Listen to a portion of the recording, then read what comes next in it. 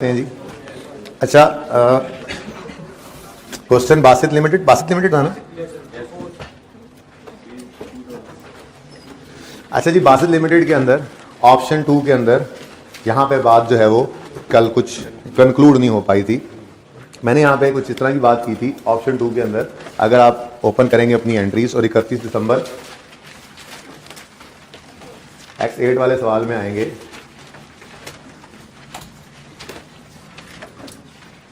तो यहां पर जो चेंज इन एस्टीमेट आया था उसकी डेप्रिसिएशन की एंट्री थी। फिगर बिल्कुल ठीक थी, लेकिन थोड़ी सी बात जो है वो आपको उस समय समझ नहीं आई थी। थोड़ा और मैं आपको एलाबोरेट करता हूँ ये बात, बल्कि उससे भी आसान। मैंने कहा था कि ये जुगाड़ है, वर्किंग मुश्किल है। ये जुगाड़ क्या है कि इस 250 को पकड़ो जो 250 बढ़ा है अब एसेट में, और इसके डेप्शन का इंपैक्ट पिछले सालों में तो सही कर नहीं सकते, क्योंकि ये क्या है, चेंज इन एस्टीमेट। इसको करंट ईयर और फ्यूचर ईयर को सही करना है। फ्यूचर ईयर की डेप्रिसिएशन तो सही हो जाएगी, करंट ईयर के अंदर हम पिछले असरात को खत्म करेंगे, ठीक है ना। उसमें मैंने कहा था 250 डिवाइड बाय 2 कर दो। भाई इस सवाल के तक तो वो ठीक था, लेकिन पक्का जुगाड़ जो है वो क्या बनता है, आसान। इसको छुपा लो। मुझे बताओ, एसेट बढ़ रहा है कम हो रहा है? एसेट बढ़ रहा है तो डेप्शन भी, डेप्शन बढ़ने की एंट्री होती है डेप्शन एक्सपेंस डेबिट, इतनी डेप्शन क्रेडिट। ये तो होगा डिसाइड, एंट्री ये होगी, ठीक है। उसके बाद इस 250 को पकड़ के ले आओ, ठीक है, और 250 से कहो अगर तुम शुरू दिन से होते तो 4 साल पे डिवाइड करते और हर साल तुम भी डेफिसिट होते आते, तो कितने साल डेफिसिट नहीं हुए? 2 साल, तो मतलब 125। अब असल में तो ये उसूल है, ठीक है ना, कि 250 जो डेफिसिट नहीं हुआ था वो अगर होता पिछले 2 साल तो कितनी डेप्शन आती? तो 250/4 1 साल की आ गई, इंटू 2 कर दिया हमने, ये 2 साल की डेप्शन बन गई, ठीक है ना। अब चाहे आप 6 साल वाला एसेट लो, 10 साल वाला लो, 20 साल वाला लो, अब कोई मसला नहीं होगा, लेकिन स्टिल उस वर्किंग की तरफ नहीं जाना जो बड़ी कंफ्यूजिंग है। मैं नेक्स्ट टाइम बुक के अंदर भी उसको चेंज कर दूंगा, ठीक है। अच्छा, अब ये क्या है? ये है हमारी प्रीवियस ईयर्स की डेप्रिसिएशन जो हमने एडजस्ट कर ली, ठीक है जी, ओके। यानी कि इसको मुझे लाल एंट्री कर लेना चाहिए, डेप्रिसिएशन डेबिट और एक्यूमुलेटेड डेप्रिसिएशन क्रेडिट, ठीक हो गया जी। और ये 1 जनवरी पर ही हमने, पहले दिन ही, जिस दिन गवर्नमेंट ग्रांट हमने रीपे की, उसी दिन एसेट को बढ़ाया और उसी दिन पिछले 2 साल की डेप्शन का इंपैक्ट डाल दिया, ठीक हो गया, सही है। अब आगे क्या है? आगे वही नॉर्मल काम। अब एसेट बढ़ के 250 से बढ़ के 500 हो गया है, और बस अब इसको 4 पे डिवाइड कर दो, सिंपल, और 125 की ये 1 साल की डेप्रिसिएशन इस साल की होगी, ठीक है ना। मतलब मामला पता है क्या था? मामला ये था, अगर आप इनकम स्टेटमेंट की बात करें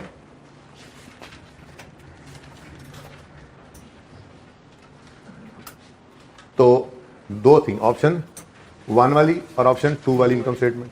ऑप्शन 1 वाली इनकम स्टेटमेंट पे अगर आप गौर करें, जो कि आपको बड़े अच्छे तरीके से समझ आ गई थी, X8, X7, X6, ये आसान है। क्या आपने डेप्रिसिएशन वैसे ही 125 पे रखी हुई थी?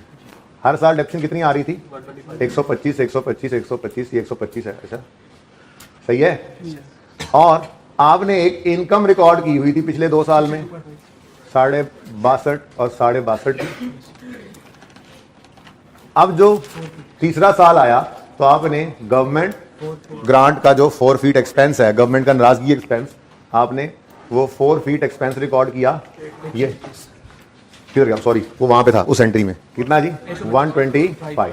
तो 125 का जो एक्सपेंस है, तो नजर आया आपको पिछले 2 साल में जो इनकम रिकॉर्ड की थी, आज उसको रिवर्स कर दिया, ठीक है। ये आसान था। यहां पे मामला क्या था? यहां पे ना हमने डेप्रिसिएशन को ही कितने पर रखा? 62.5, और यानी डेप्रिसिएशन को 125 से कम रिकॉर्ड किया था पिछले 2 साल में, ठीक है। तो जब इस साल में आए तो डेप्रिसिएशन ऑफ प्रीवियस ईयर्स, जो भी अंग्रेजी अभी लिख लेते हैं, इसकी को बना लेंगे, ठीक है। डेप्रिसिएशन ऑफ प्रीवियस ईयर्स का जो चेंज एस्टीमेट का इंपैक्ट था वो कितना निकला? 125, 8 में 125। अब 125, इधर 125 की इनकम रिकॉर्ड हो गई थी, रिवर्स कर दो एक्सपेंस। 125 से एक्सपेंस कम रिकॉर्ड हुआ था, मजीद रिकॉर्ड कर लो। ये तो हो गया पिछले साल का असर खत्म, रेड वाली एंट्री, ठीक है। अब इस साल की डेप्रिसिएशन नॉर्मल, अगले साल भी 125 होगा और एसेट 0 हो जाएगा, ठीक है। ये बात समझ आ गई, ठीक है ना। इसको नोट कर लें, और कोई क्वेश्चन है तो पूछ लें।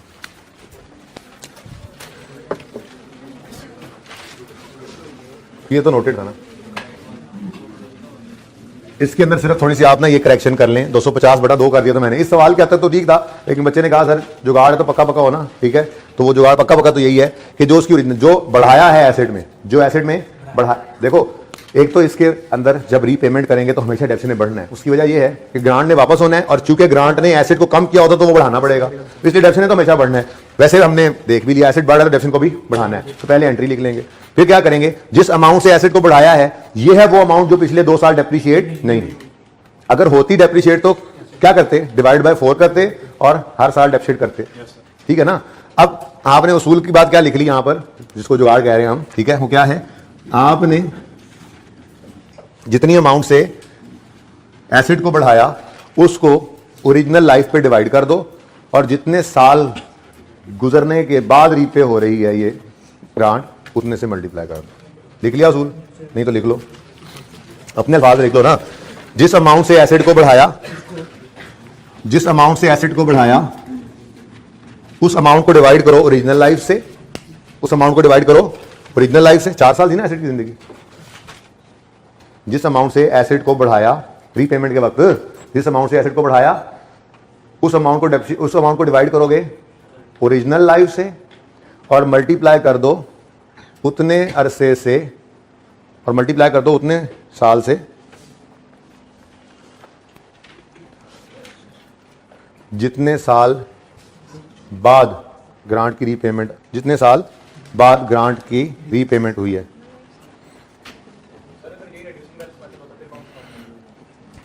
बेटा फिर वर्किंग करनी पड़ती ना हमें डिटेल्ड, जाहिर सी बात नहीं, जरूरी नहीं है क्या मैं कह रहा हूँ। स्ट्रेट लाइन में ये असूल है, ठीक है ना।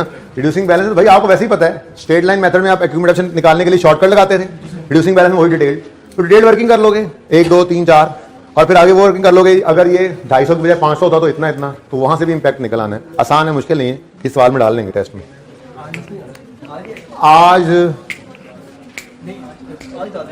आज आइए 16 भी होगा, वो तो होता ही आपको पता है, उसमें क्या रिवैल्यूएशन आ जाएगा मिसाल के तौर पर।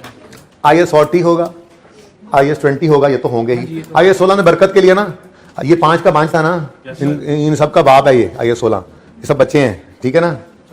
क्यों IAS 16 पहले आया था, फिर उसके बाद आया 20, फिर उसके बाद आया 36, फिर उसके बाद 20 के बाद 23 आया, फिर 36 आया, फिर ये पोता है 40, ठीक है ना। तो ये अब्बा जान ने तो साथ ही होना है, इन सबके नाम के साथ अब्बा जान का नाम लग रहा है असल में, ठीक है, इसलिए मैंने छोड़ा नहीं इसको, साथ साथ है। ओके, 2 सवाल है टेस्ट में, थोड़ा सा टेस्ट जरा लेंथी हो गया, माजरत। 1 घंटे में हो जाएगा, 1 घंटे का टेस्ट है, 2 घंटे का नहीं है, 1 घंटे का टेस्ट है, ठीक है। खूब अच्छी सी ट्राई करना, 50% नंबर सब ने लेने। ओके, अच्छा जी, अब जरा 2-4 बातें हैं, सोच रहा हूं पहले ट्री बना लेते हैं जितना हमने पढ़ लिया। नॉन मॉनिटरी ग्रांट्स का ट्री बनाया था कल, समझ आ गई थी वो बात। चलो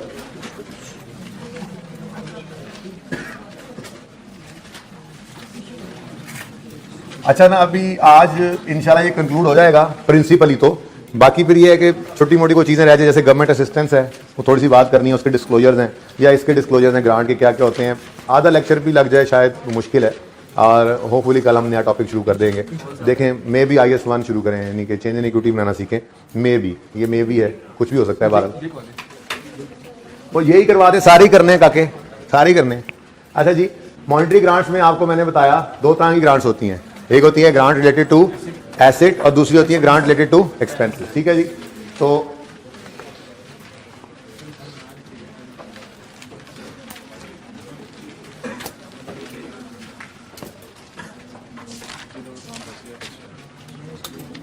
अगर आप लोग पहले देख लें नोट तो फिर भी हो जाएगा, तस्वीर से भी नोट हो सकता है, ठीक है। ग्रांट रिलेटेड टू एसेट है, ये सब कुछ आपने किया हुआ है। मैं ट्री आज बाद में बना रहा हूँ, पिछली अटेम्प्ट तक मैं ट्री पहले बना देता था, पहले लेक्चर में, ठीक है। खैर बच्चों को समझ तो फिर भी आ ही जाती थी, लेकिन मुझे लगता है कि आज ज़्यादा चीज़ समझ आएगी, आज आप लोग मुझे बनवा रहे होंगे ये ट्री, ठीक है। ग्रांट रिलेटेड टू एसेट हो तो 2 ऑप्शंस मौजूद हैं, उसकी अकाउंटिंग के स्टैंडर्ड ने 2 ऑप्शंस दिए हैं। कौन कौन से? कल वाला सवाल, परसों वाला सवाल, सारे सवाल यही थे, ठीक है जी। अच्छा, एग्जाम्पल के अंदर एक्सपेंस वाली ग्रांट की रीपेमेंट आई थी? नहीं आई। एक्सपेंस वाली ग्रांट रीपे ही नहीं हुई,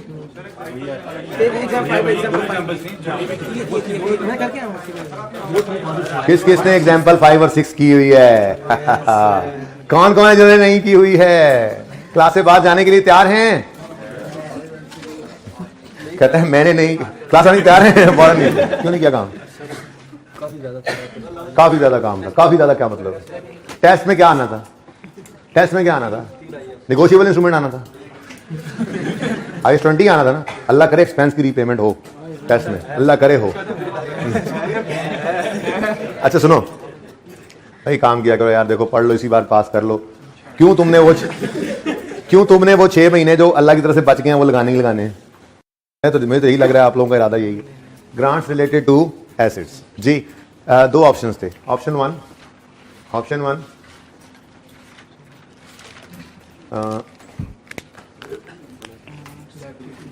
ताकि तस्वीर में सही से आ जाए ना बच्चों के, तस्वीर वालों के जो नोट नहीं कर रहे मेरी बात मान के, उनका दर्द भी तो महसूस करूं।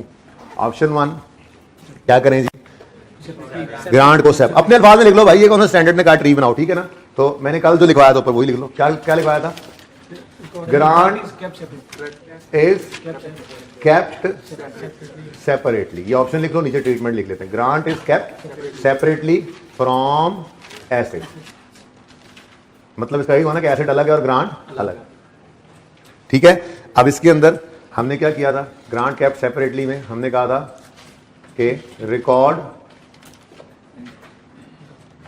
ग्रांट एज अ डेफर्ड और अनअर्न्ड इनकम, जिसका मतलब क्या होता है? Liability when received. ये किया था ना। ये सिर्फ इसलिए लिखवा रहा हूं ताकि आप एक क्विक रिवीजन कर सकें जब आप किसी वक्त इसको रिवाइज करने लगे ना। नॉन मॉनिटरी ग्रांट्स छोटा सा टेबल ही आ गई थी, मॉनिटरी ग्रांट्स बड़ा सा टेबल आ जाएगा, ठीक है। तो स्टैंडर्ड सारा इसमें रिवाइज हो जाएगा, ठीक है ना। तो grant is kept separately from asset में क्या करो? Record grant as a deferred और अनअर्न्ड इनकम, यानी लायबिलिटी, एडवांस भी कह सकते हो, एडवांस इनकम, ठीक है ना। व्हेन रिसीव्ड, और अगला काम क्या किया था? एमर्टाइज किया था ग्रांट को on the same basis as the asset is depreciated, ठीक है। तो ट्रांसफर, जरा आसान वाला लफ्ज लिख देना, transfer the deferred grant to profit and loss account as income. इस लंबी सारी कहानी का शॉर्ट नाम क्या है? एमर्टाइज कर दे।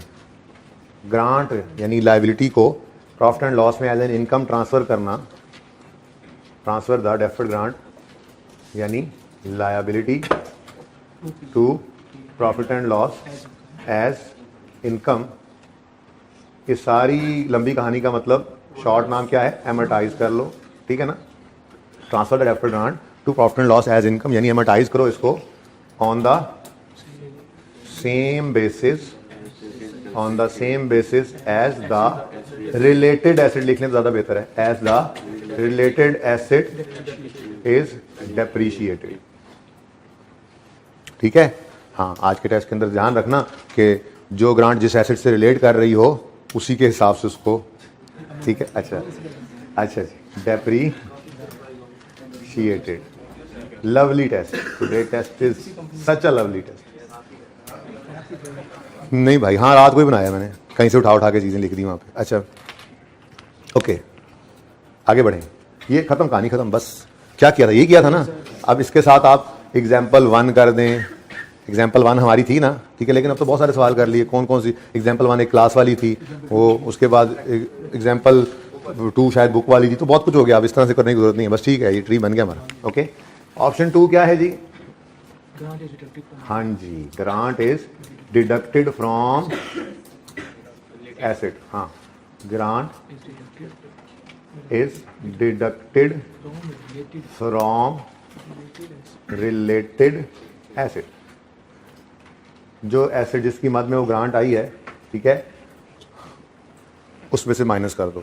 ये तो आसान है, आज वाले सवाल में ऐसा थोड़ी अलग रखनी पड़ेगी। ओके, हो सकता है करंट नॉन करंट देख लेना, ठीक है, ध्यान से। अच्छा, grant is deducted from related asset. क्या करो जी? Record grant as deferred when, चलो ऐसे ही करो, ठीक है। Record grant as a deferred income, grant as deferred, चलो वही बात रिपीट करता हूँ, और अनअर्न्ड इनकम यानी कि लायबिलिटी रिकॉर्ड करो व्हेन रिसीव। ये तो ऐसे ही कर लो पहले, फिर deduct the amount of grant from asset when the asset is purchase. ठीक है, when the asset is purchase या एक्वायर्ड, परचेज भी ठीक है, ज़्यादा आसान है। When the asset is purchase deduct the deferred grant, वो जो लायबिलिटी थी, फ्रॉम एसेट, ठीक है जी, और depreciate the asset which is net of grant. ऐसे ही किया था। इसमें लिखना चाहे तीसरा पॉइंट तो लिख सकते हैं कि depreciate asset over it's useful life.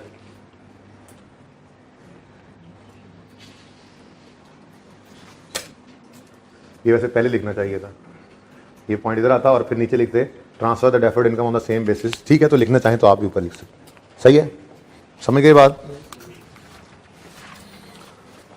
अच्छा जी, उसके बाद मॉनिटरी ग्रांट्स में दूसरी तरह की ग्रांट्स हमने पढ़ी थी, ग्रांट्स रिलेटेड टू एक्सपेंसेस। इसको ग्रांट रिलेटेड टू इनकम भी कह देते होते हैं, बहरहाल आप ऐसे ही याद रखें। अगर चेंज इन एस्टिमेट आएगा तो डेप्रिसिएशन की बेसिस चेंज होगी तो फिर तो ऐसी बात है, उसको ही बदलेंगे ना। देखो हमने क्या ऑब्जेक्टिव रखा हुआ है जहन में कि जैसे जैसे ये एसेट ख़त्म हो वैसे वैसे ये लायबिलिटी भी ख़त्म हो, तो सेम बेसिस रखेंगे तभी ना। ठीक है भाई, क्वेश्चन बच्चे ने किया है कि अगर चेंज इन एस्टीमेट आ जाए हमारा एसेट तो उसकी लाइफ बदल जाए, तो आपको पता है चेंज इन एस्टीमेट की काउंटिंग करनी पड़ती है, रिमेनिंग लाइफ बुक वैल्यू को डिवाइड करना पड़ता है। तो ग्रांट के साथ क्या करें? तो भाई मैंने इनसे ये अर्ज किया जो मैंने थोड़ी देर पहले कहा कि हमने कोशिश क्या करनी है कि जैसे जैसे एसेट खत्म हो वैसे वैसे लायबिलिटी खत्म हो, ये वाली। तो जब बेसिस एसेट की बदल गई तो वही सेम जो काम एसेट के साथ करना है ना, वही इस डेफर्ड ग्रांट के साथ करना है, बस। ये आसान अल्फाज, ठीक है। अच्छा जी, ग्रांट रिलेटेड टू एक्सपेंसेस में तीन तरह की ग्रांट्स हैं, फिर आगे दो तरह की, सॉरी, ठीक है। ग्रांट रिलेटेड टू एक्सपेंस में क्या है जी? ये है reimbursement of past cost incurred. ये हमने किया नहीं है क्योंकि इतनी आसान बात है कि ये किसी सवाल के अंदर आई नहीं। इनकर्ड पास्ट कॉस्ट जो इनकर हो चुकी हैं उनकी रीइंबर्समेंट कर दे गवर्नमेंट को पता चला कि हमने पिछले साल 10 फैक्ट्रियों को स्मोक फिल्टर दे दिए थे फ्री। अच्छा वाह, स्मोक के लिए कितने अच्छे हैं आप, ये पकड़े, उसकी बाद में हमारी तरफ से भी कुछ इमदाद ले लें। अब एक ऐसा एक्सपेंस जो हम इनकर कर चुके हैं पास्ट में, गवर्नमेंट ने उसकी मद में कोई रीइंबर्समेंट कर दी, कर सकती है गवर्नमेंट, हम ना करेंगे? कभी नहीं, ना क्यों करेंगे? बिस्मिल्लाह, अल्लाह की तरफ से आया हुआ रिस्क है, ठीक है जी। तो हम क्या करेंगे, जैसे ही ये रिसीव होगी उसी वक्त उसको क्या करेंगे, इनकम में डाल देंगे, ठीक है जी। तो reimbursement of past cost incurred की ट्रीटमेंट क्या है? Record it as grant income in profit and loss when receive, यानी कि डी है, जी कब है? इमीडिएटली। भाई ये पढ़ाया नहीं है, असल में इतनी सिंपल बात है कि अब आपको पता लग गया। अगर ऐसी ग्रांट आ जाए तो दस्ती क्या करना है, इंट्रो वाली एंट्री करनी है, कैश डेबिट इनकम क्रेडिट, वो जेडी मर्जी इनकम है, समझ गए ना। तो दिस इज बहुत वाला सिंपल। देन जी तो जी बराबर नहीं है, रीइंबर्समेंट की बजाय, रीइंबर्समेंट तो नहीं होती, खैर आप यूं लिख लो, ठीक है। ग्रांट रिलेटेड एक्सपेंस है और वो क्या है? For future expenses to be incurred, ठीक है ना। वो ऑलरेडी इनकर हो चुके थे, ये अभी इनकर होने, ठीक है। तो अब इस ग्रांट के अंदर फिर हमारे पास दो ऑप्शन थे। ये सब कुछ पहले पढ़ा दिया, पहले दिन टेबल में आता तो आप कहते पता नहीं केड़े कहाँ फंस गए हैं, ठीक है, कुछ भी नहीं, अब तो आपको पता ही है, ठीक है। दो ऑप्शन हैं, option 1 show the grant income separately in profit and loss. मतलब यहां पर याद है आपको बैलेंस शीट वाला ऑप्शन नहीं था, ग्रांट ने कहीं से नेट नहीं होना, बैलेंस शीट में तो यहां पर बैलेंस शीट में ग्रांट नजर आती थी, यहां पर नजर नहीं आती थी, यहां पे दोनों ऑप्शन में ग्रांट नजर आती थी। याद आ रही है आपको वो एग्जांपल 1 और 2 वाला वो लेक्चर, इसमें काम यही किया था, याद है परसों का lecture. Okay, show the grant income separately in profit and loss, show the grant income separately in profit and loss, और बल्कि इसको यूं लिखें, पहले तो ग्रांट रिकॉर्ड करें ना, ग्रांट रिकॉर्ड तो वैसे ही करेंगे, उसको डेफर्ड लायबिलिटी बनाएंगे, साथ साथ लिखने वाले तो ऐसे ही होते हैं, फिर बाद में हंसते हैं। मैंने मना भी किया कि ना नोट करें साथ साथ, मैं कौन सा अटल लगा के आया हूँ, बस साथ साथ बातें आती जा रही हैं। और एक मेहरबानी भी किया करें, ये मेहरबानी तो कर दिया करें आमिर भाई, क्लास के एंड पे, बल्कि क्लास के एंड पे सब कुछ मिल जाता है, जैसे टेबल बनेगा ना तो पिक्चर खींच के टीए को भेज दिया करें ग्रुप में, क्योंकि अगली क्लास के अंदर फिर ये बातें दोबारा सोचने में फिर टाइम लगता है, आप क्लास में सोच ली होती हैं तो ज़रा यूज़ हो जाएंगी, ठीक है, भेज दिया करें, सिर्फ ये इस तरह की बातें। हाँ, सबसे पहले क्या करो, रिकॉर्ड द, अच्छा नहीं, वो तो हम हेडिंग बना रहे थे, हेडिंग क्या बना रहे थे, शो द ग्रांट इनकम, ठीक है, दोबारा ये बात लिख लेंगे, show the grant income separately, option है ना, separately in profit and loss. अब इसमें ट्रीटमेंट क्या किया था, जिस दिन ग्रांट आई थी रिकॉर्ड किया था हमने ग्रांट को एज अ डेफर्ड, रेफर्ड या अनअर्न्ड, ये सेम लिखना ताकि बार बार कोई बात याद ना करनी पड़े, डेफर्ड या अनअर्न्ड इनकम यानी कि लायबिलिटी के तौर पे इसको रिकॉर्ड कर लो, ठीक है जी। Record grant as deferred income when received, okay, और ट्रांसफर द डेफर्ड ग्रांट यानी कि liability to profit and loss proportionately as the related expense is incurred। ये सारी अंग्रेजियां हैं, बस ऐसे ही काम तो आपको आता है ये, ठीक है जी। और एक एडिशनल बात लिख लो यहाँ पर, grant should B, grant income should be, वही वाली बात दोबारा, grant income is shown separately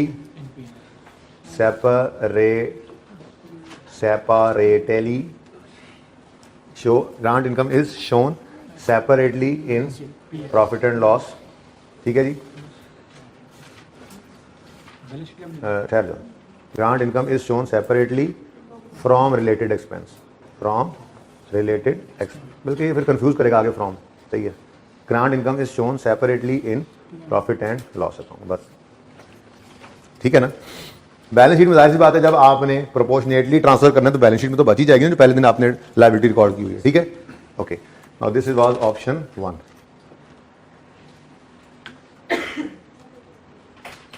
अब फिर हंसो वो बच्चे जो जिन्होंने ऑप्शन 1 की जगह नहीं छोड़ी थी यहाँ पे लिखने की, ठीक है, ओके। कि सारे वही हंस रहे हैं, फिर कुछ साथ वाले पे भी हंस रहे होंगे, ऑप्शन 2 साथ वाले कह रहे होंगे होर ना मन क्या भी रियासी उस्ताद लगाए थे। अच्छा जी, जी मैं वैसे ही यहाँ तक रोक रहा हूँ भाई, ये खुली जगह थी, चलो अब तो जो होना था हो गया जी। शो नहीं करनी ग्रांट, तो शो लिखना भी सही नहीं है, बल्कि आप यूं करें, deduct the grant income from related expense. क्या करो जी,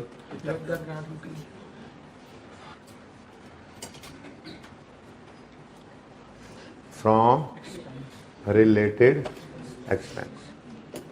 अब देखो इंपॉर्टेंट बात क्या है, ये पहली लाइन बिल्कुल सेम होगी,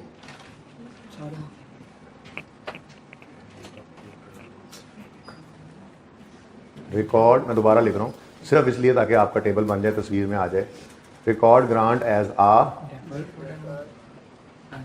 डेफर्ड या अनअर्न्ड या एडवांस, वो मैं नहीं लिख रहा, अब ज़्यादा हो जा रहे थे, डेफर्ड या अनअर्न्ड इनकम यानी लायबिलिटी व्हेन रिसीव्ड। उसके बाद क्या करो, पीरियोडिकली इसको ट्रांसफर करना है प्रॉफिट एंड लॉस में, तो ट्रांसफर द डेफर्ड ग्रांट, यानी वो जो लायबिलिटी आपने बनाई है पहले, to profit and loss, transfer करो to profit and loss proportionately. बिल्कुल सेम चल रहे हैं हम, ऐसे ही है ना, फर्क तो सिर्फ एंड पे जाके आया था ना प्रेजेंटेशन का, ठीक है। Proportionately as the related expense is incurred and recorded. Incurred या रिकॉर्डेड एक ही बात है, इनकर करते हैं एक्सपेंस तो रिकॉर्ड कर लेते हैं ना, पेमेंट का वेट किए बगैर। जब इनकर हो जाता है एक्सपेंस तो रिकॉर्ड कर लेते हैं, ठीक है ना। तो इनकर लिख लो या रिकॉर्ड लिख लो, एक ही बात है। लेकिन वो करने लगे ना, लेकिन प्रॉफिट एंड लॉस में ट्रांसफर किया मैंने, ये तो नहीं कहा कहाँ पे लिख दिया, ठीक है। आप लिखने लगाऊं, grant income is deducted from related expense and net expense is shown in, and net expense net of grant income, ठीक है, and net expense appears in profit and loss.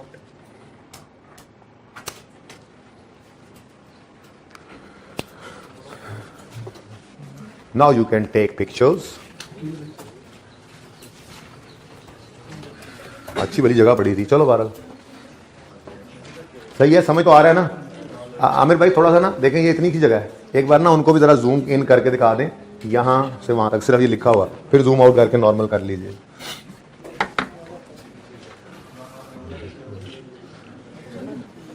भाई टीए को मेरी बुक, एक बड़ी सी बुक थी, कहाँ गई?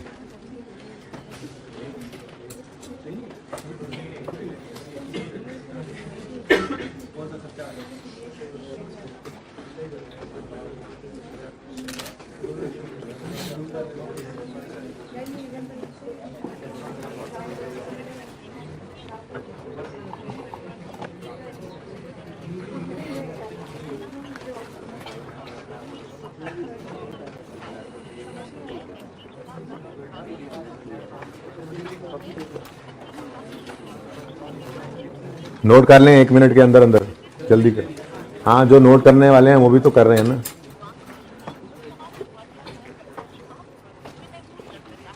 भाई एंड पे कौन नहीं नोट कर रहा, जरा बेटिए को तो बुला लें, दौड़ के जाना और उसे कहना, उसे कहो कि मेरी वो बुक तो ले आए ग्रीन वाली जो सर के पास थी, कहाँ है वो, कहाँ पड़ी? अच्छा वो उसको बुला लें, हमें भी बुला लें उसको।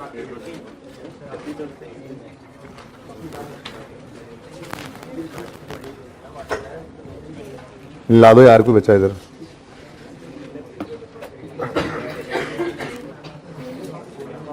लियाओ पाने इधर, लियाओ आज ताड़े दर्शन कराइए बच्चों नूं। और किधर क्या नाम है आपका? ओ मीट मिस्टर उमैर, जज़ाकल्लाह। तुम्हारे लिए बदुआ है मेरी।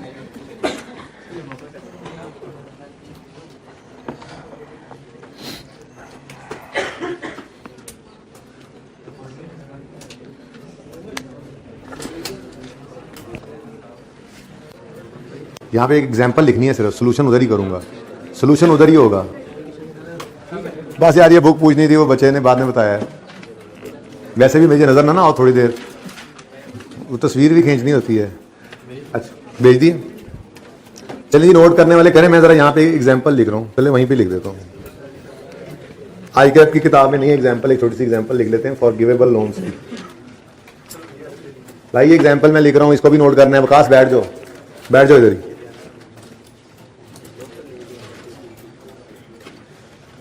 कंपनी रिसीव, ये यार बुक में डालनी है फिर, इसलिए अच्छे तरीके से नोट करो, इसका सोल्यूशन भी नोट करना है फिर।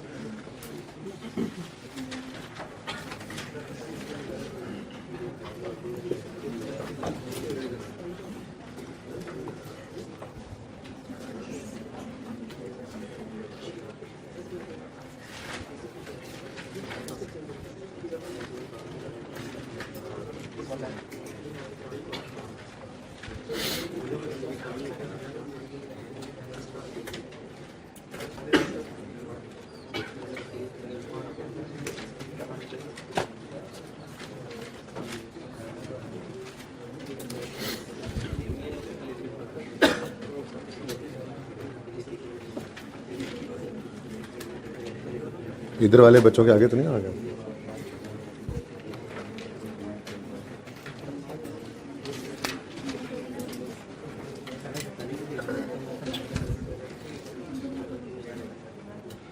जो पहले दिन ट्री बनाया था उसमें कहा था अपने लैंड का हाँ, पहले दिन जो ट्री बनाया था उसमें फिक्स एसेट्स का कहा था land not appreciated non monetary grant में कहा था कि वो ज़मीन दे दें। वो आपने बताया नहीं था लैंड भाई बता दिया था, बात हो गई है। Monetary grants non monetary grants का एक छोटा टेबल बना था ना, ओपन करो, ओपन करके स्पेसिफिकली क्वेश्चन पूछो मुझसे। क्या तुमने छुट्टी की थी? वो अलग कर दिया था ना, वो अलग कर लिया था भाई, वो टेबल अलग है। मैंने इसलिए मॉनिटरी ग्रांट्स को बना लिया था, क्लास में बनाया था। भाई रहने दे यार, मेरी बात सुनो। नॉन मॉनिटरी ग्रांट्स जो हैं वही था, वो अलग कर दिया, ये अलग, इनको इकट्ठा नहीं किया था वरना ये काबू में ही ना आता, ठीक है ना। ये ऑलरेडी काफ़ी फैल गया। मैंने मॉनिटरी ग्रांट्स को अलग कर दिया था और नॉन मॉनिटरी को अलग कर दिया था, ठीक है। मॉनिटरी ग्रांट्स के अंदर एसेट के पैसे आ जाएं तो फिर तो वो एसेट ही है। अब अगर वो लैंड है तो भाई लैंड के साथ तो डेप्रिसिएशन होनी नहीं है। इनकम कब बनाओगे? जब कंडीशंस मीट होंगी। ये तो बात अंडरस्टूड है ना, वो मॉनिटरी हो चाहे नॉन मॉनिटरी हो, ठीक है ना। एग्जाम्पल ना लिखने देना मैंने, इतनी भारी किताब उठाई हुई है। बैठ जा यार।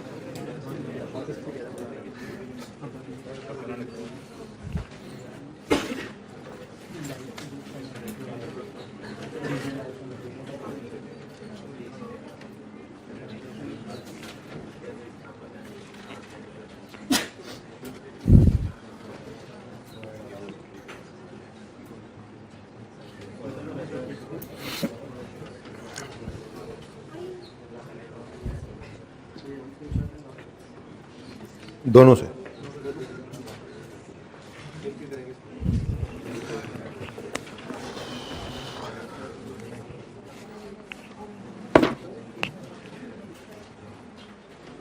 अच्छा जी, एक चीज होती है जी फॉरगिवेबल लोन। क्या चीज जी? Forgivable loan. फॉरगिवेबल लोन का मतलब ये होता है कि गवर्नमेंट कोई लोन दे देती है और फिर कहती है अगर आपने सर्टन कंडीशंस मीट कर ली तो आपको हम लोन माफ़ कर देंगे। सारा भी माफ़ हो सकता है, कुछ भी माफ़ हो सकता है, ठीक है। अब जब लोन माफ़ हो गया, वेव हो जाना, लोन वेव ऑफ कर दिया गवर्नमेंट ने, फॉरगिव कर दिया, माफ़ कर दिया, तो ये फ़ायदा है या नुकसान है? फ़ायदा है ना। तो ये ग्रांट की मद में बात आती है नहीं आती? ठीक है, फाइनेंशियल फ़ायदा हो रहा है। 100 रुपये का लोन लेते हैं, 60 रुपये का लोन दिया है गवर्नमेंट ने, और गवर्नमेंट ने कहा, हमारी एग्जाम्पल, company receives a cash loan of 1 lakh on यकम January X1 from government on following conditions.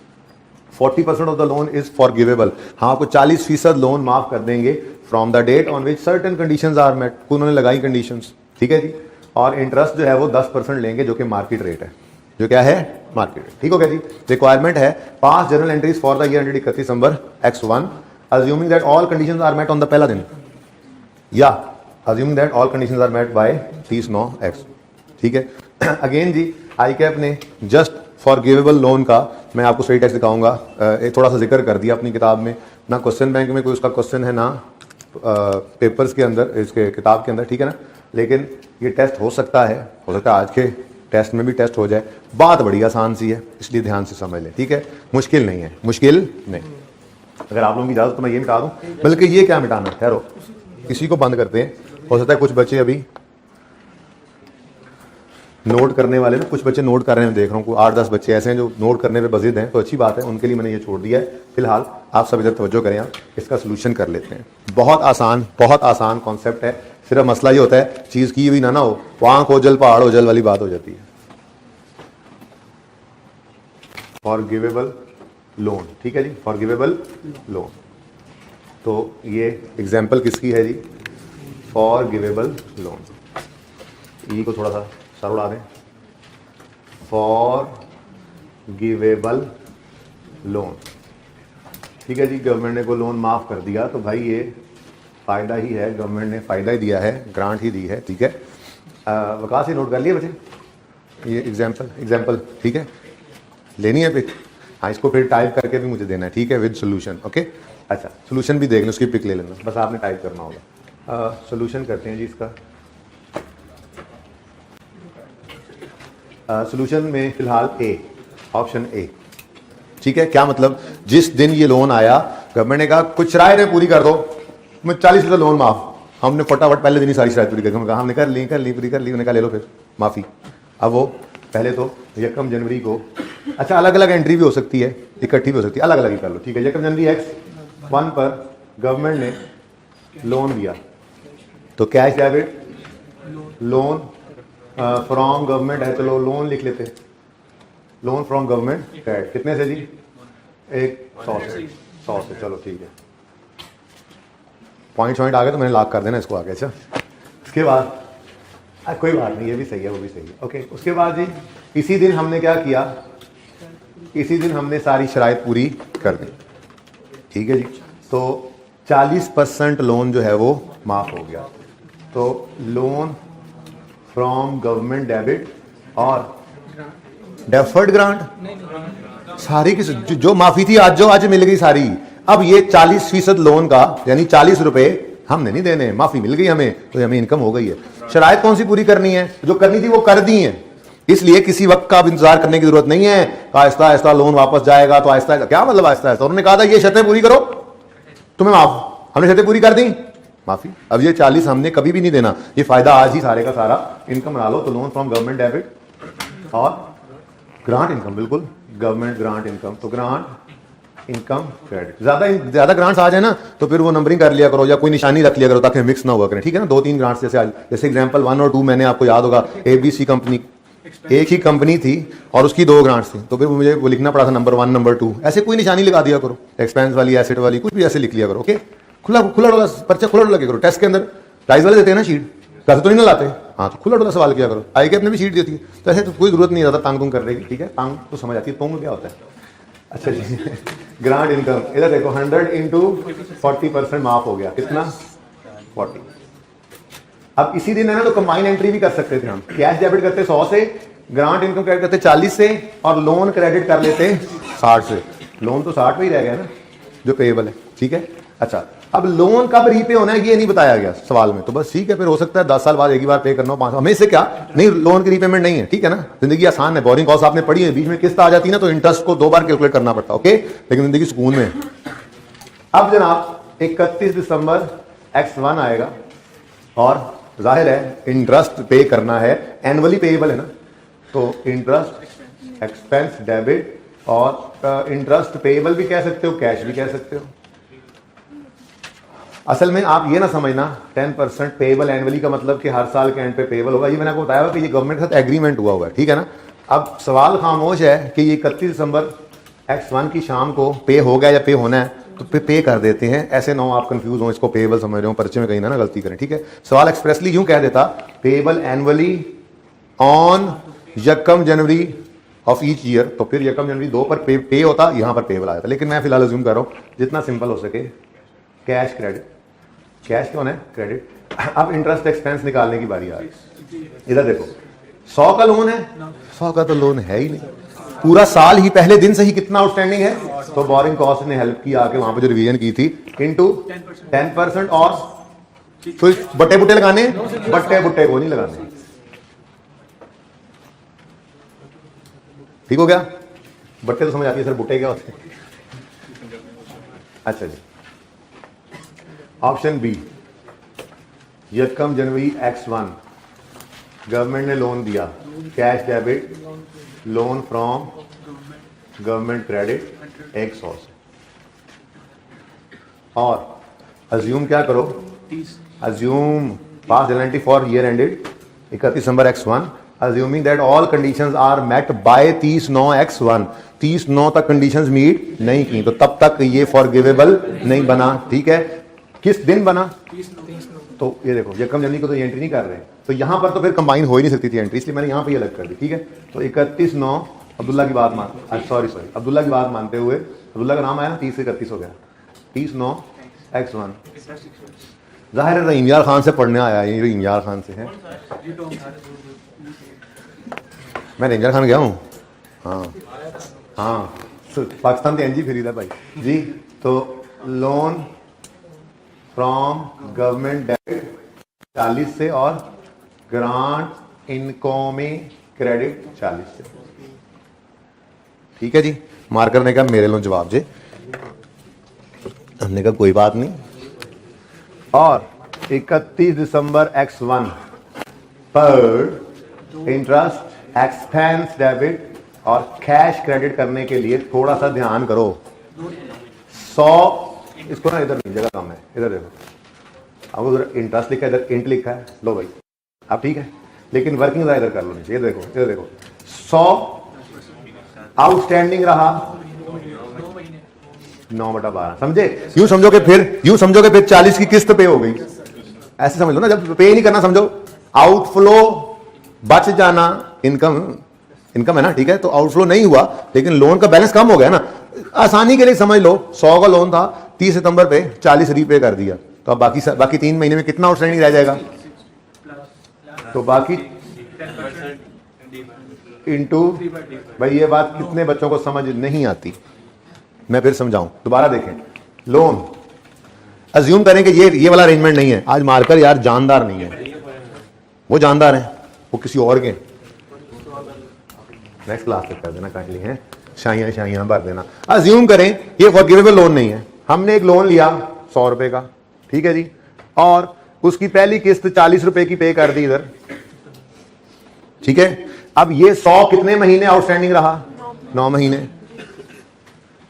Interest तो एनुअल होता है ना, खामोश at the rate of 10%, payable annually को छोड़ो, 10% का मतलब है 10% एनुअल रेट है, अनलेस के सवाल खुद कह दे क्वार्टरली या मंथली या सेमी एनुअली है, ठीक है ना। तो साल का इंटरेस्ट निकाला हमने, 9/12 क्यों कर दिया, 100 तो सिर्फ 9 महीने आउटस्टैंडिंग रहा, फिर ये 40 समझो ऐसे पे हो गया, फॉर एग्जांपल पे हो गया, फॉरगिव नहीं हुआ, माफ नहीं हुआ, पे हो गया, भाई एक तरह से पे ही हो गया ना, ठीक है। अब अगले 3 महीने क्या आउटस्टैंडिंग रहेगा, 60, तो ये 60 का 3 महीने का इंटरेस्ट आ गया हमारा इधर, समझे बात। और कोई और किसी को ना समझाइए तो फिर पूछ लो तीसरी बार, चले आगे बताओ। हाँ बच्चा खुश हो गया आज फिर, ओके ठीक हो गया जी, सही है। Now this is the accounting of forgivable loan, क्या है जी, फॉरगिवेबल लोन। नोट कर लें, हेडिंग बनाएं फॉरगिवेबल लोन की, ये एग्जांपल नोट करें और ये सोल्यूशन नोट करें।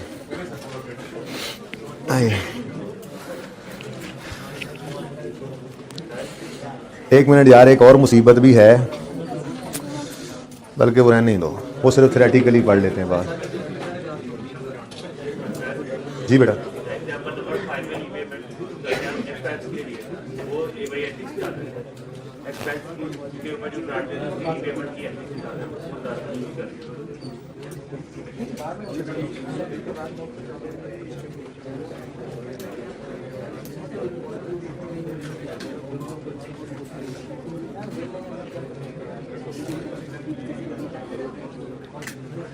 अच्छा फिर फॉरगिवेबल लोन मॉनिटरी ग्रांट हुआ या नॉन मॉनिटरी, वैसे ना स्टैंडर्ड ने इसको अलग ही रखा हुआ है, तो आप सोच लेना घर पे जाके, ठीक है। अच्छा अगली बात सुनो, एक और चीज़ भी होती है, ये आखिरी चीज़ है, ये आखिरी ग्रांट की बात में ये आखिरी चीज़ है, ठीक है। हमने नॉन मॉनिटरी ग्रांट भी पढ़ लिया, पैसे ही ना दें, एसेट ही दे दें उठा के।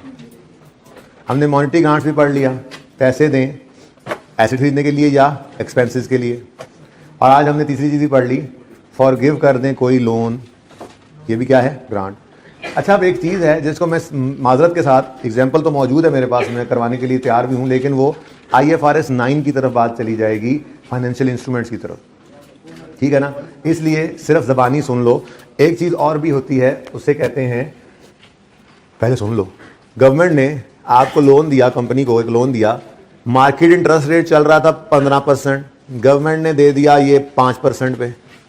तो इंटरेस्ट रेट गवर्नमेंट ने जो जिस इंटरेस्ट रेट पे दिया है वो मार्केट रेट से लोअर रेट पर है, ये भी फ़ायदा है, तो ग्रांट तो ये है। लेकिन अब इसके पीछे पता है मसला क्या है, मसला ये है, थोड़ी सी बात करता हूँ FAR 2 में जाकर, फिर ये बात शायद क्लिक करे, हाँ ऐसी बात की गई थी। इसको ना एमोर्टाइज्ड कॉस्ट पे रखना पड़ता है लोन को। एमोर्टाइज्ड कॉस्ट क्या होती है कि आपने आज जब उसको रिकॉर्ड करना है तो उसकी जो लोन की अमाउंट है प्लस इंटरेस्ट पे आज रिकॉर्ड करना है, फिर एक स्केड्यूल बनता है अमोर्टाइजेशन का, वो बना के आपने उसको, तो ये बात ना बड़ी और तरफ निकल जाएगी। ICAP इसको MCQs के अलावा टेस्ट नहीं कर सकता। मैंने बड़ा सोचा रात को ये एग्जाम्पल करवाने का, जब सोचा तो मैंने सोचा साथ वो भी करवा दूँ, समझा तो मैंने देना ही था, पर मसला ये है कि वो थोड़ी ना स्कोप से ज़्यादा बात बाहर जा रही थी, इसलिए इसको सिर्फ ज़बानी हद तक समझ लें, ठीक है। कि अगर loan is granted at a rate which is lower than market rate, which is lower than market rate, ये भी फायदा है। और बोलो, it is also a grant, it is also a okay। तो इस ग्रांट के बारे में आपकी किताब में लिखा हुआ है, अगर आप अपने नोट्स ओपन करना चाहें, ये तो नहीं है, ओहो,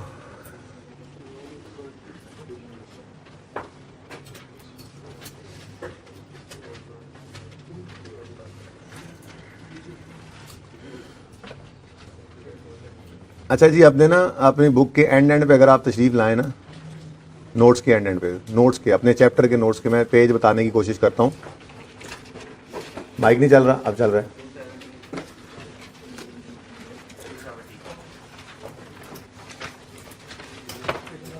जी बुक्स का पेज नंबर 217 ओपन करें, 217। फॉरगिवेबल लोन नजर आ रहा है जी। अच्छा ये जो एग्जाम्पल है ना, इस एग्जाम्पल को अब आप काट दें। ICAP की बुक की एग्जाम्पल है, लेकिन यार एक बात सुना करो ना, बहरे थोड़ा ही हो।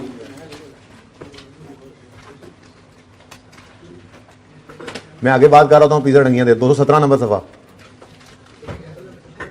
अच्छा हाँ, ये जो एग्जाम्पल 7 लिखी हुई है ना बेटा, इसको मैं फिर एक बार पढ़ लेता हूँ, लेकिन अब मुझे इतनी पसंद नहीं आ रही वैसे। ABC pharma received cash from government for research as per term of loan, cash receive from government waived if entity is able to develop. अच्छा इसके अंदर ना इसको काट दें, ठीक है। इससे ज़्यादा बेहतर एग्जाम्पल आप इसकी जगह पे लिख लें, काट कर लिखें क्लास एग्जाम्पल। भाई ये नोट शोट हो गया, मैं मिटा दूँ, मैं ज़रा प्रोजेक्टर ऑन करना चाह रहा हूँ। कि किसी ने नोट करना है, पिक्चर लेनी है तो जल्दी करें, जल्दी करें। ये मैं प्रोजेक्टर ऑन करने लगा हूँ। ये तो ऐसे ही है, तो लिखा हुआ किताब के अंदर, पढ़ लेना। इसको क्या लिख रहे हो, ये तो कोई ना नोट करे। नहीं नहीं, बस ये साइड चाहिए। सिर्फ ये एंट्री पिक्चर ले ले, मैंने सिर्फ ये मिटाना है, मुझे प्रोजेक्टर चाहिए बस।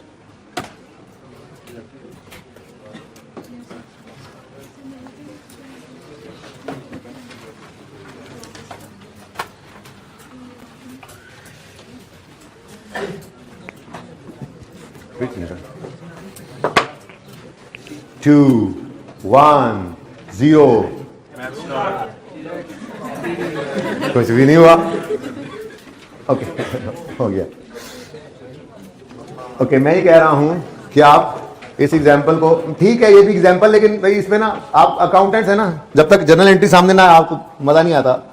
तो वो हमने एग्जाम्पल ऐसी कर ली है कि सारी बात समझ आ गई, तो इसको काट के आप लिख दें कि इसकी जगह लिखते हैं class example done in lecture 41, ठीक है ना, बस ये काफी है।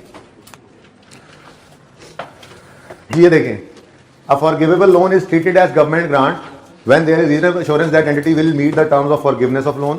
Until then, such loan is treated as a liability and recognized at fair value under IFRS 9.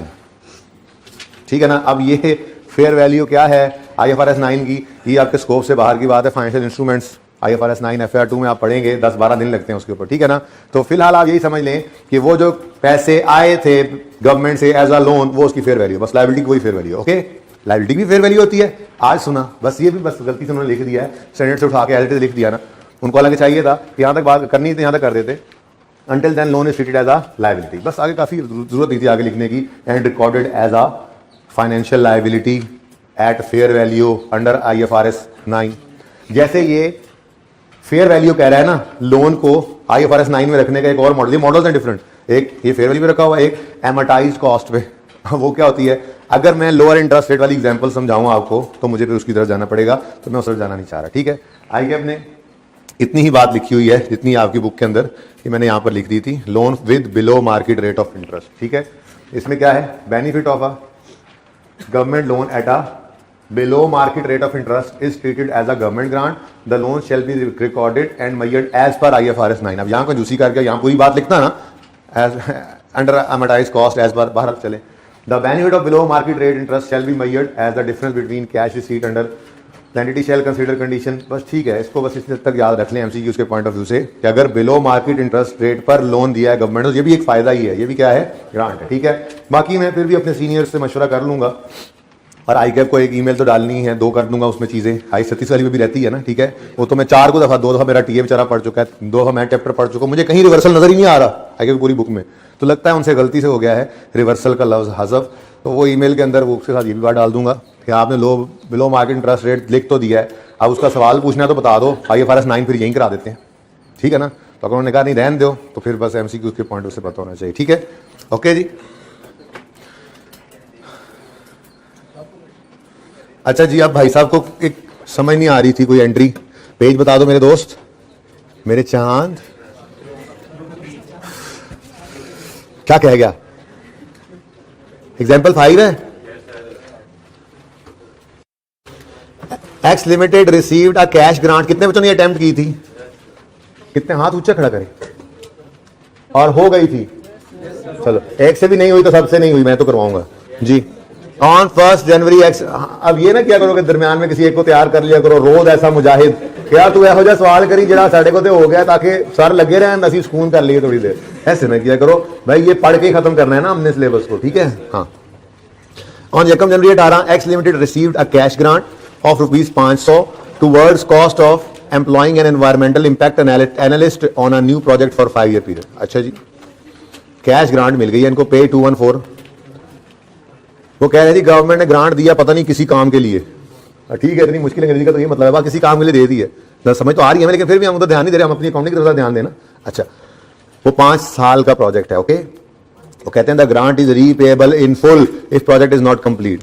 हमने कहा ये तो एनवायरमेंटल इंपैक्ट हम निकालने लगे हैं जी इन चीजों का, हमने एक एनालिस्ट हायर किया, गवर्नमेंट का ये पकड़ो 5 लाख रुपए, लेकिन 5 साल का प्रोजेक्ट है, ये ना हो कि साल बाद तुमको चल भाई एनालिस्ट 2.5 तेरे 2.5 मेरे, छड़ किने पूछना है, ऐसा किया ना तो हम पैसे वापस ले लेंगे, ठीक है, प्रोजेक्ट को रोकना नहीं है। अच्छा, the analyst was employed under the project commenced on and the project commenced on 1 जनवरी 2018, ठीक है जी। जिस दिन ग्रांट आई उसी दिन ये काम हो गया शुरू।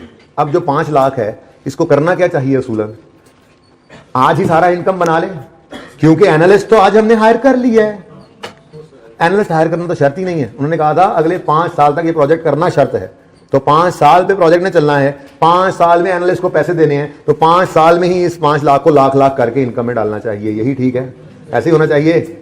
आज लायबिलिटी बनाएंगे, इसको एमोर्टाइज करेंगे ओवर, अब जाहिर सी बात है वो खामोश तो इक्वली करेंगे ना, 5 साल का एक्सपेंस है बस इक्वली, अब प्रोपोर्शनेट क्या करना, किससे करें। और आगे कहता है on 1 January 20 project was abandoned and the grant became repayable in full, pass entries for grant and its repayment. अच्छा, एक बात आपके ज़हनों में आती होगी, बड़े शरारती ज़हन है ना आप लोगों के, आप कहते होंगे यार देखो सवाल के अंदर लिखा तो हुआ 1 जनवरी को ग्रांट आई और 1 जनवरी 18 को आई और 1 जनवरी 20 को रीपे हो गई, तो ठीक है ना, रहने देते हैं एंट्री, जब कोई मामले खत्म हो गया तो नहीं भाई ग्रांट आने की एंट्री, इसलिए ये नहीं कहा फॉर द ईयर फला एंट्री करो, उसने क्या कहा ग्रांट की एंट्री भी करो और उसकी रीपेमेंट की भी। हाँ भाई, जो जिस दिन ग्रांट आई मैंने कहा उस दिन क्या कर लो, bank debit deferred income credit करो, डेफर्ड ग्रांट उसको हम कह रहे थे, ठीक है। और 31 नंबर पे इसमें से 5वां हिस्सा डिवाइड बाय 5, 1 लाख को डेबिट करके इनकम बना लो। दूसरे साल भी ऐसे ही करोगे। अब तीसरे साल में बहुत सादा बात, गवर्नमेंट ने कहा, इधर देखो किसका सवाल था, गवर्नमेंट ने कहा 5 लाख वापस कर दो, इधर देखो 5 लाख, मेरी तरफ देखो यार, 5 लाख वापस निकालो। आपने जेब से 5 लाख निकाला, क्रेडिट हो गया बैंक या कैश, ठीक है। अब वही उसूल, जो अनएमोटाइज्ड बैलेंस पड़ा है बैलेंस शीट के अंदर, अनएमोटाइज कितना पड़ा होगा 2 साल गुजरने के बाद, 3 लाख, उस 3 लाख को डेबिट करके खत्म कर दो। अब बैलेंस क्या है, नाराजगी एक्सपेंस, फॉरफिट एक्सपेंस 200, ठीक है। यही एंट्री हुई पड़ी है, deferred income debit, profit and loss debit, balancing लिखो इसके साथ ब्रैकेट में, प्रॉफिट एंड लॉस, ये 2 लाख के आगे ना प्रॉफिट एंड लॉस अकाउंट के आगे ब्रैकेट में थोड़ा सा बैलेंसिंग लिख लो, ऐसे करें बेटा। देखें इनकम अलग रिकॉर्ड की तो शो होती रही फेस पे, फॉरफिट एक्सपेंस फिर भी वही 200 आना है। एक्सपेंस को नेट करते रहे थे तो एक्सपेंस कम गया था, फॉरफिट ने आगे बढ़ा देना है, और तो कोई इसमें ऑप्शन 2 नहीं है, ऑप्शन 2 तो वहीं पर ही था। मसला ये था ना, मसला ये था कि आपने लाइबिलिटी को रखा हुआ है या नहीं रखा हुआ, लड़ाई तो तभी पड़ी थी। लाइबिलिटी अलग पड़ी थी तो आसान रही थी जिंदगी, यही वाला काम किया था। जब लाइबिलिटी को नेट ऑफ एसेट किया था ना तो फिर वो चीजें मिल नहीं रही थी और जुगाड़ लगाना पड़ा था। यहाँ पे लाइबिलिटी कैसे नेट करते हैं, किसी से नहीं। वो प्रॉफिट एंड लॉस के अंदर ही प्रेजेंटेशन डिफरेंट है ना, तो बस वो प्रेजेंटेशन का ऑप्शन है, अकाउंटिंग में कोई फर्क नहीं पड़ेगा जी। किधर ये profit and loss account debit है, ये क्या है, बल्कि इसको यूं कर देता हूं मैं आपके लिए, आपको ये शायद मसला आ रहा है भाई, ये नोट किया करो विकास। हाँ ये साथ साथ इस दफा, ओके। गवर्नमेंट फॉरफिट, चलो ग्रांट फॉरफिट एक्सपेंस, और ये क्या है बैलेंसिंग फिगर, ठीक है ना, जो बाकी बच गया वो बैलेंस, ठीक है भाई। एक रजिस्टर ले लो, मुझसे पैसे ले लेना, ठीक है। और ये आज से काम शुरू हो जाए, ये आज से अभी से शुरू हो, लेकिन इस बार दे देंगे आपको एक रजिस्टर, उनसे जाकर कसरने का रजिस्टर दे दें, ठीक है, काम हो जाएगा।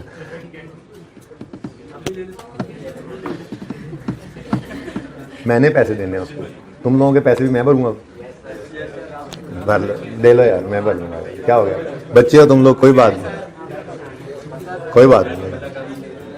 अच्छा जी, और भाई और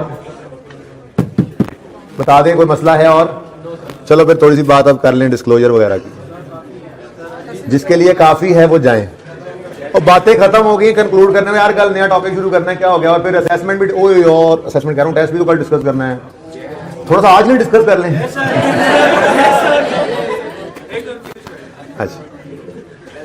अच्छा जी, होमवर्क के अंदर जरा बताएं मुझे, प्रैक्टिस क्वेश्चन 2 और 3 क्या कौन कौन से दिए थे, 3 रहता है। हाँ जी, प्रैक्टिस सेट 1 हो गया था, 2 हो गया, 4 मैंने करवा दिया, 3 का नाम बताओ। पोटैटो, आलू लिमिटेड वाला सवाल आपने करना है। क्वेश्चन बैंक में एक ही सवाल है, क्वेश्चन बैंक में एक ही सवाल है, वो कर लिया था। अच्छा वो अभी ना करें, मेरा तो मशवरा ये है, मशवरा के पास पेपर में 2 सवाल हैं, पास पेपर के 3 हो गए, दिखाइए जरा। सवाल का लेवल देख रहा हूं जरा, भूल गया मुझे, सॉरी कॉस्ट, चुप कर जाओ, चुप कर जाओ। और तीसरा सवाल है कोई पार्ट है, वो ऐसे डरा दिया मुझे लिखने से। हाँ भाई सुन लो, क्वेश्चन 1 भी ऐसे ही छोटा सा क्वेश्चन है, क्वेश्चन 2 जरा ऐसे अच्छे लेवल का है, ठीक है ना, इसमें जो है ना वो एंट्रियां शेंट्रियां करनी है आपने, तो अब आपका लेवल अप हो गया ना। इंडस फार्मा लिमिटेड, ठीक है जी। अब ये पता है क्या है, सुन लेना यार, डिस्कशन है क्वेश्चन 1 में, टोटल 4 नंबर का सवाल है, ये 5-6 मिनट का, फिर ये 8 नंबर का जो सवाल है इसके ऊपर 15 से 20 मिनट, इससे ज्यादा नहीं लगेंगे। पोटैटो वाले सवाल में 15 मिनट से ज्यादा लगाने ही नहीं है, ठीक है जी। और पास पेपर 3 क्या है, और वो 6 नंबर का भाई एक छोटा सा पार्ट है, और उसमें वो क्या कह रहा है, क्या कर दो, you have noted the following, और इसकी रिक्वायरमेंट नहीं लिखी हुई, ओह माय गॉड।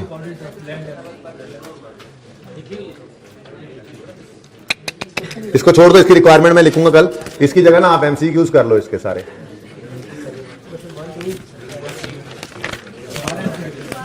बस MCQ 1 से 12, ठीक है जी। चलो अब आओ पढ़ते हैं डिस्क्लोजर्स। ये होमवर्क भाई मुझे भेज देना अगली क्लास के लिए। पोटैटो करके आना, कल खा के ना आ जाना। पोटैटो हो गया सर, पोटैटो का काम हो गया है। मैं समझू पोटैटो सवाल का काम हो गया, आप कह रहे हो नहीं एक पोटैटो हमने चिप्स बना के उसका। अच्छा जी देखिए इधर प्लीज, गवर्नमेंट ग्रांट में पहले गवर्नमेंट की डेफिनेशन लिखी गई है, इसको पढ़ लेना। ये ना हो कभी सवाल के अंदर लिखा हो लोकल बॉडी, आपको ये तो गवर्नमेंट होती नहीं है, ऐसी तरह इस डेफिनेशन को टिक करो, ये रीड करना है आपने, ठीक है। अच्छा रीडिंग एक बार सारी कर लेना, आज पूरी ना भी हो ये होमवर्क करने की वजह से, तो आधी तो हो ही जाएगी, ठीक है, लेकिन एक नजर इसको देखना है। अच्छा इसके साथ साथ एक चीज आपने सॉफ्ट में भी डाउनलोड की हुई है, पता है ना आपको, वो है ये, ठीक है ना। देखो नॉन मॉनिटरी ग्रांट हमने किया ना आज, यहां पे सिर्फ कल किया था, सॉरी, ठीक है, उस वक्त दिखाया था। उसके ऊपर below market rate of interest पे बस इतनी सी अंग्रेजी लिखी हुई है, ये यहीं से मैंने उठाकर बुक में लिखा था, लेकिन हम फॉरगिवेबल लोन की अच्छी एग्जांपल कर चुके हैं, ठीक है ना। गवर्नमेंट असिस्टेंस रहता है, ये थोड़ी सी बात अभी कर लेते हैं, अगर टाइम बना तो पहले डिस्क्लोजर कर ली। कहने का मतलब ये है कि आपको जब चैप्टर खत्म हुआ करे ना, इंश्योर किया करें 2 जगहों से, ICAP की स्टडी टेक्स्ट को ओपन किया करें, एक एक लफ्ज उसका पढ़ा करें, ये एक्सरसाइज साथ के साथ कर लिया करें, कुछ भी नहीं होता। एक एक लफ्ज पढ़ने का मतलब ये थोड़ी होता है आपने यहां पर देखा फॉरगिवेबल लोन्स और आपने 1-2 लाइनें ऐसे तेजी से गुजारी, हाँ यार ये हमने पढ़ा था, ठीक हो गया, ठीक है। फिर आपने देखा बिलो मार्केट इंटरेस्ट रेट, हाँ यार ये बात हो गई थी। नॉन मॉनिटरी ग्रांट्स, हाँ जी ये बात जहन में आ जाती है कि यार हमने काम किया हुआ है, कोई ऐसी चीज निकल आए तो पेंडिंग कॉन्सेप्ट वाले सफे पे लिखकर अगले दिन आके मुझे बतानी है, ताकि कुछ चीज रह जाए तो साथ के साथ होती जाए, ठीक है ना। इस चेक के बाद आप एक नजर डाला करेंगे सिलेबस पे, जो आपने दूसरी चीज डाउनलोड करके रखी हुई है ICAP की, उसके ऊपर नजर डाल के आपने देखना है, ये काम आपने करना है, ठीक है ना। ये अल्लाह इनको पास कर दे, जो ये बच्चे ये वाला काम करें रोज, हर चैप्टर के एंड पे अल्लाह तुमने पास कर दे, तो करोगे ना ये सारे। अच्छा जी, तो पास होने वाले बच्चे हर टॉपिक के एंड पे ये काम लाजमी करेंगे, ठीक है। फिर तो सिलेबस में देख लिया तो तसल्ली हो जाती है कि यार जो कुछ कहा गया है ना वो हमने किया हुआ। अब ये हमारी अपनी कमी है कि हमें समझ ना आए पर्चे में, या हम चौक कर जाए, तो एक कॉन्फिडेंस मिलता है बंदे को कि नहीं यार हमारे काबू में इंशाल्लाह सिचुएशन, हम कर लेंगे डील। मुश्किल भी आएगी तो हमें पता है कि पढ़ी हुई बात में से कोई मुश्किल बात आ गई है ना, तो फाइट पुट अप करोगे, ठीक है ना। ओके चले, डिस्क्लोजर्स की तरफ आते हैं। डिस्क्लोजर बड़े आसान है। अच्छा चलो बात चल रही थी ऐसे, ये एक छोटी मोटी इसमें रीडिंग कर लेना, ठीक है। ये अल्टरनेटिव नेम ऑफ गवर्नमेंट दिए हुए हैं।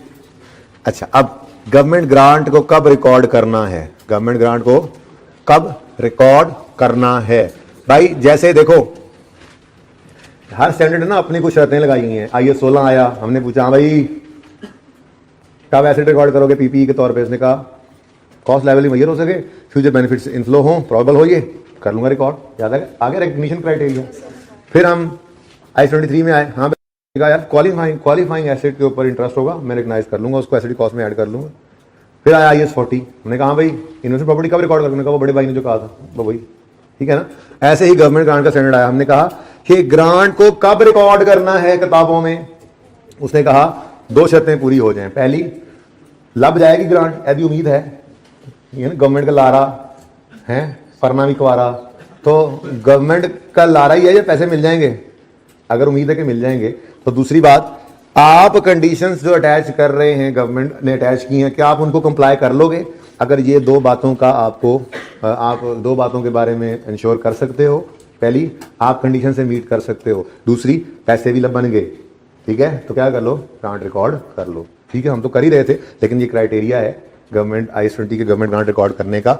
Government grant should be recognised when there is reasonable assurance, ठीक है ना, रीजनेबल एश्योरेंस हो किस की, that the entity will comply with any conditions attaching to grant and the grant will be receive, ठीक है जी। जनरल रूल पढ़ के आना, कल को मसला हुआ तो फिर पूछ लेना। उसके बाद ये सब कुछ हमने कर लिया है, ग्रांट रिलेटेड टू एसेट। एक रीडिंग कभी दे लो ना, सिर्फ एक बार जिंदगी में दे लो, बस मैं ये कहना चाह रहा हूँ, एक बार इस चैप्टर को पढ़ लेना। कोई ऐसी चीज सामने है तो नहीं कि जो पूछनी है अभी पूछ लोगे, वरना सारी एग्जांपल्स आपने खुद अपने हाथों से की हैं, ठीक है। हाँ लेकिन जो चीजें अभी नहीं पढ़ाई हैं वो तो जाहिर है पढ़ाऊंगा ना, ऐसे थोड़ी है। अच्छा चलते आए अब आगे, मेथड 1 मेथड 2, ये सब एग्जांपल्स आपने की हैं, ग्रांट रिलेटेड टू एसेट, ठीक है जी। ये सारी एग्जांपल्स आपने खुद अपने इन नेकोकार हाथों से की हैं। उसके बाद रीपेमेंट है, एग्जाम्पल 5 है, 6 है, एक नज़र सिर्फ डाल लेना इन पे, ठीक हो गया जी। ये कुछ ऐसा तो नहीं है, एग्जाम्पल तो नहीं ना पढ़ोगे, सिर्फ अंग्रेजियां जो है वो पढ़ लो, कोई मसला तो नहीं है उसका। जब एग्जांपल शुरू हुई सोल्यूशन के एंड तक वो पहले आपने किया हुआ है, डन, ठीक है। Okay, disclosures related to government grant. अच्छा अब देखो,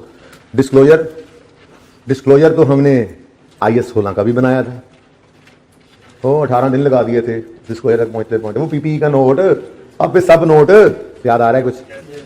फिर डिस्क्लोजर तो हमने IS 40 का भी बनाया था, वो भी नोट की तरह से, PPE के नोट की तरह से बना था ना। और बोलो, पढ़े भी थे स्नेक लिमिटेड वाले सवाल से, डिस्क्लोजर्स पढ़े भी थे, याद आ रहा है कि भूल गए? आ रहा है याद के भूल गए? आज आ जाएगा याद जो कुछ पढ़ा हुआ है इंशाअल्लाह। अच्छा अब इन बड़े बड़े डिस्क्लोजर्स को भी हमने पढ़ा था। डिस्क्लोजर तो IS 23 के भी पढ़े थे, बोलो याद है कि नहीं? हयात इंडस्ट्रीज वाला सवाल जब असेसमेंट में आया था तो उसके अंदर बोरिंग कॉस्ट का ट्रीटमेंट था। मैंने कहा था बोरिंग कॉस्ट का ट्रीटमेंट क्या है और बोरिंग कॉस्ट का डिस्क्लोजर क्या है। वो कहता है यार बता दो कितनी बोरिंग कॉस्ट कैपिटलाइज हुई और क्या कैपिटलाइजेशन रेट था, ये डिस्क्लोजर था। तो डिस्क्लोजर तो बड़े बड़े भी पढ़े, डिस्क्लोजर तो छोटे छोटे भी होते हैं। ऐसे ही गवर्नमेंट ग्रांट के अंदर आपको पता है कि 2-3 चीजें हमने देखी डिफरेंट हैं। एक कंपनी जो है वो गवर्नमेंट ग्रांट को, एसेट रिलेटेड गवर्नमेंट ग्रांट को अलग रखती है, दूसरी कंपनी ने छुपाया हुआ एसेट में नेट किया हुआ है। अब यूजर को बता दो लिख के, यार लिख के बता दो। फिर कोई कंडीशंस गवर्नमेंट ने अटैच की हुई हैं ग्रांट के साथ कि ये ग्रांट के साथ ये ग्रांट तुम्हें तब मिलेगी जब तुम ये शर्त पूरी करोगे, और हम वो शर्तें पूरी कर रहे हैं, लिख के बता दो यार। ऐसे 2-4 मोटी मोटी बातें ग्रांट के बारे में बतानी है। डिस्क्लोजर और कुछ नहीं है इसका, इसके नोट्स में और इसका नोट कोई नहीं है, इसके एक्सट्रैक्ट सीधे जो बना डाले, इनकम स्टेटमेंट की प्रेजेंटेशन, बैलेंस शीट की प्रेजेंटेशन, असल तो यही था। बहरहाल अंग्रेजी में लिख के यूजर को बताना तो पड़ेगा ना भैया। देखो ना 100 किस्म के तरीके आपने पढ़ लिए अभी तक, ठीक है, तो कौन से तरीके वाली अकाउंटिंग कर रहे हो यार, यूजर को बता दो, ठीक है ना। जैसे एसिड गायब है, यूजर क्या पता, एसिड ग्रांट गायब है, एसिड में नेट हुई है, यूजर को बातों का पता होना चाहिए। तो क्या क्या बता दो, स्टैंडर्ड हमसे रिक्वायर करता है, जागते हुए सुने। IS 20 require. जैसे ही थ्योरी की थोड़ी सी बात, हालांकि मैं थ्योरी इतनी कम, मेरी कोशिश ये होती है कि थ्योरी भी सवालों में कर लें, पहले सवाल हो फिर थ्योरी हो, फिर भी जब थ्योरी शुरू करता हूं ना। IS 20 requires following disclosures in notes of financial statements. Number 1, accounting policy, ठीक है जी, accounting policy adopted including method of presentation। वो जो मैं कह रहा था कि अगर एसेट रिलेटेड ग्रांट है तो आपने अलग रखा है या नेट किया एसेट से, एक्सपेंस रिलेटेड ग्रांट है तो आपने इनकम स्टेटमेंट, बाहर तो लायबिलिटी रखनी थी बैलेंस शीट में, तो इनकम स्टेटमेंट ट्रांसफर किया, उसको अलग इनकम शो किया है या उसको नेट कर दिया रिलेटेड एक्सपेंस से। ये क्या है, ये आपकी अकाउंटिंग पॉलिसी होगी प्रेजेंटेशन की समेत, ठीक है। ये डिस्क्लोज कर दो, ये लिख के बता दो, बस इतनी सी बात। और the nature and extent of government grant recorded in financial statement and indication of other form of government assistance for which, nature बता दो यार बस, nature and extent, nature and क्या है जी? जी ये वो उन्होंने ना लैंड दिया हुआ है हमें ग्रांट के तौर पे, नेचर क्या है? लैंड है। एक्सटेंड, हाँ जी वो उन्होंने कहा है कि 10 साल तक आपका ही है, हो सकता है उन्होंने कहा 100 साल तक गवर्नमेंट ने कहा आपका ही है। तो नेचर एंड एक्सटेंड बता दो, गवर्नमेंट ग्रांट क्या चीज़ है, उसकी नेचर क्या है, उसका एक्सटेंड क्या है। प्लांट दिया हुआ है जी उन्होंने, पैसे दिए उन्होंने, लोन दिया हुआ उन्होंने, जैसे ये एग्जाम्पल की ये डिस्क्लोजर में लिख के बता दो। लोन है, इस पर इंटरेस्ट रेट 10% है, और अभी यहाँ पे सवाल में था इन एग्जाम्पल में आगे लिख दो कि ये रीपेबल है फला डेट पे, ठीक है। और अनफुलफिल्ड कंडीशंस अगर कुछ हैं, हमें गवर्नमेंट ने कहा है कि जी आपने 5 साल तक यहां पर ये प्लांट लगा रहे और चलता रहे, ये ग्रांट ले लो 5 साल तक, 2 साल गुजर गए, 3 साल अभी फुलफिल करनी है ये कंडीशन, लिख के बता दो, ठीक है जी। और कोई कंटिजेंसीज हैं अदर, मतलब कोई और खतरात हैं, देखें ना जी, मिसाल के तौर पे गवर्नमेंट ने कहा जी 5 साल तक आपने यहाँ पे काम करना है, लेकिन जी हमें खतरा है कि ये फलां मामला हो सकता है, अभी हुआ नहीं, ऐसा हो सकता है, इसको कहते हैं कंटिजेंसी, ठीक है ना। कंटिजेंसी को खतरा नहीं मंडला रहा यार, ऐसे ही बस अंग्रेजियाँ हैं पेपर के अंदर, ये न्यूमेरिकली तो बात क्या आनी है, थ्योरेटिकली ही आ सकती है। तो फिर मोटी मोटी 3 बातें ही निकली। पहली, अकाउंटिंग पॉलिसी बताओ including presentation in financial statements. दूसरी, नेचर और एक्सटेंट बता दो ग्रांट का। और तीसरी, कोई कंटिजेंसी है या अनफुलफिल्ड कंडीशन है तो ये बता दो। अल्लाह अल्लाह खैर सल्ला, ठीक है, समझिए बात। अगली बात है गवर्नमेंट असिस्टेंस। अच्छा, गवर्नमेंट असिस्टेंस इतनी आसान है कि मैं आपको क्या बताऊं। सुनो इधर, सुनो। गवर्नमेंट ने आपसे कहा क्या काम करते हो आप, आपने कहा जी हम माइनिंग के बिजनेस में हैं, हम कान कुनी करते हैं, हम ये सॉल्ट रेंज में क्योड़ा, रुखला, वर्षा इस साइड पे हमारी कानें हैं और हम वहाँ से नमक निकालते हैं। अच्छा, उन्होंने कहा ऐसा करते हैं, आप नमक निकाल रहे हो सही नहीं निकाल रहे, एक्सपोर्ट होते प्रॉब्लम होती है, हम कुछ एक्सपर्ट्स भेजेंगे, वो आपको गाइड कर देंगे। क्या करेंगे? गाइड करेंगे, आप ज़रा अच्छे तरीके से ये काम कर सकें। अब गवर्नमेंट ने ये जो एक्सपर्ट्स भेजे हैं, क्या ये नॉन मॉनिटरी ग्रांट है? ग्रांट नहीं है ये तो। क्या मतलब, एक्सपर्ट हमारे हो गए हैं? एक्सपर्ट के ऊपर बिल्डिंग बना दें? नॉन मॉनिटरी है, मॉनिटरी ग्रांट नहीं है, नॉन मॉनिटरी नहीं है, कोई लोन नहीं है फॉरगिवेबल, कोई लो इंटरेस्ट रेट लोन नहीं है। ये तो एक बंदा भेजा है उन्होंने जो जस्ट हमें असिस्ट कर रहा है। इसी तरह की और भी चीज़ें हैं। मिसाल के तौर पे गवर्नमेंट ने कहा कि जी आप जो है वो फलां मुल्क को एक्सपोर्ट करना चाहते हैं, ठीक है, हम जो है वो आपको इसमें सपोर्ट कर रहे हैं। कोई फाइनेंशियल सपोर्ट नहीं कर रहे, बस वैसे ही गाइडेंस दे रहे हैं, हम बंदे भेज रहे हैं, वो आपको गाइड कर देंगे, टेक्निकल सपोर्ट दे दें, ठीक है। तो ऐसी चीज़ जो गवर्नमेंट की तरफ से हेल्प तो है, लेकिन हम उसे कोई मॉनिटरी टर्म्स एलोकेट नहीं कर पा रहे, तो वो है तो गवर्नमेंट की तरफ से हेल्प, लेकिन उसको ग्रांट कह के अकाउंटिंग नहीं कर सकते उसकी, क्योंकि रुपया इन्वॉल्व होगा तो एंट्री करेंगे, ठीक है। तो इस चीज़ को गवर्नमेंट असिस्टेंस कहा जाता है। क्या कहा जाता है जी? Government assistance. और इसकी कोई अकाउंटिंग नहीं है। चौकीदार साहब इधर देख लो, इसकी कोई अकाउंटिंग नहीं है, इसके जस्ट डिस्क्लोजर। अगर कोई गवर्नमेंट ने असिस्टेंस दी है तो उस असिस्टेंस को अपनी फाइनेंशियल स्टेटमेंट से बस लिख के बता दो कि गवर्नमेंट हमारी इतनी अच्छी है कि उन्होंने हमें एक्सपर्ट्स भेजकर हमारे इन कामों को बहुत हमें जो है वो सही कराया, हमें बड़ी हेल्प की है, कि गवर्नमेंट ने हमें असिस्टेंस दी है, यूज़र को ये बता दो, ठीक है। तो ये गवर्नमेंट असिस्टेंस में कुछ मुश्किल बातें भी हैं, ये ज़रा पढ़ के आनी है। तो जो पैराज आपको समझ नहीं आएंगे या कोई लफ्ज़ समझ नहीं आएगा, वो मैं आपसे डिस्कस करूंगा। आज के लिए इतना ही ज़िंदगी रही, तो कल इंशाल्लाह नए टॉपिक के साथ या फिर असेसमेंट की डिस्कशन के साथ हाजिर होऊंगा। अल्लाह हाफ़िज़।